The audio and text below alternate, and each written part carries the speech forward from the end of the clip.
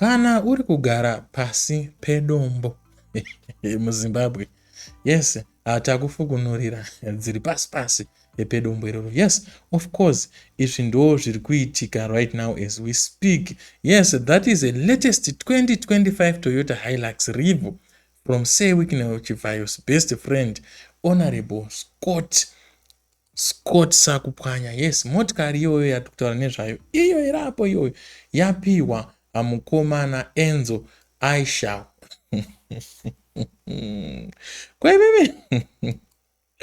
Kwemi seko musiri kupiwa naye motikari idzi? Chiko chiri kuti musapiwe? Sei musiri kupiwa motikari? Vachibvai vari kupa vanhu motikari, iwewe wega ndiwo usingapiwe. But anyway, ndo zviri kuitika. Yes, muZimbabwe iyoyo mumwe anenge achitokwenya magaro, zvinhu zvakatooma, asi mumwe anenge achitopiwa pamusoro pedzimwe. Amena kuti dzangani dzapiwa chikomana Enzo Aisha motikari idzodzi. As you can see, ndo motokari yacho iyo yamuri kuona pascreen apo iyo, that huge car. Yes, that huge car ndiyo motokari yacho yabva kuna Honorable Scott Sakupwanya zvikanzi Enzo Aisha tora chibhora ichi. But anyway, let us read here timbonzwa kuti chii chaita kuti mukomana Enzo apiwe motikari, kana kuti zviri kumbofamba sei uyewo ungaitawo sei kuti upindewo mukupiwa uku, kana kuti zodzo iri riburuke pauri.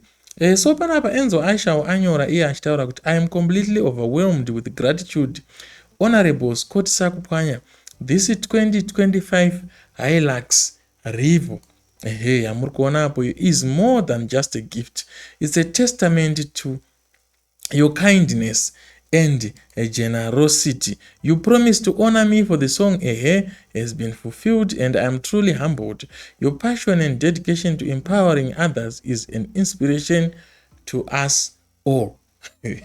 Hanzi newo hanzi us all ka newewo wabaranzwa ipa papo pakutenda chete, asi wauzopiwe aupiwe sizvenyizvi. Your unwavering support and guidance have made a profound impact on my life, and I am grateful to have you as a father figure in my life. Thank you for believing in me, for being a constant source of hope and motivation. Yes, vana vamwe vari kumotivetwa nekumotiveta, iwe uri kuita sei? Haisi mhosva yangu, please musandituke comment section. Handisini ndikupa vanhu motikari. Munototaurawo naHonorable Scott Sakupwanya. Congratulations on winning the Premier Soccer League with the Scotland FC. Your hard work and perseverance have paid off, and I am thrilled to see your success. May God continue to bless you abundantly, Honorable Scott Sakupwanya, and may your kindness and generosity inspire others to make a positive impact in the world. That's quite a statement there from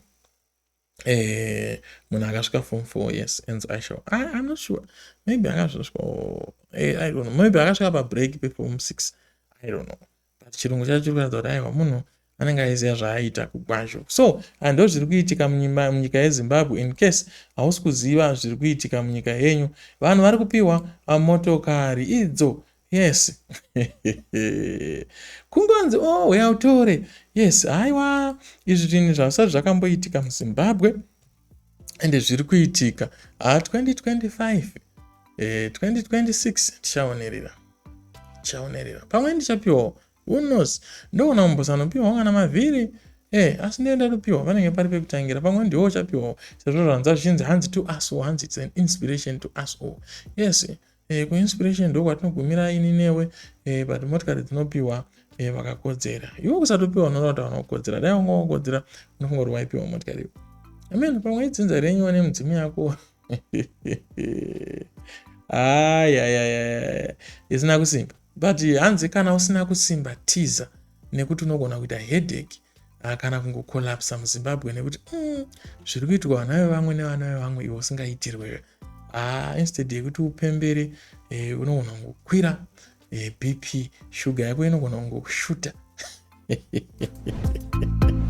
Anyway guys, catch me later in another news update of what is happening in Zimbabwe. Yes, ndo zviri kuitika munyika yeZimbabwe, in case you are not aware kuti chiko chiri kumboitika munyika yababa, nyika yevu. Yes, nyika yamagamba, nyika yakarwirwa nyika yakadeuka ropa remadziseguru edu.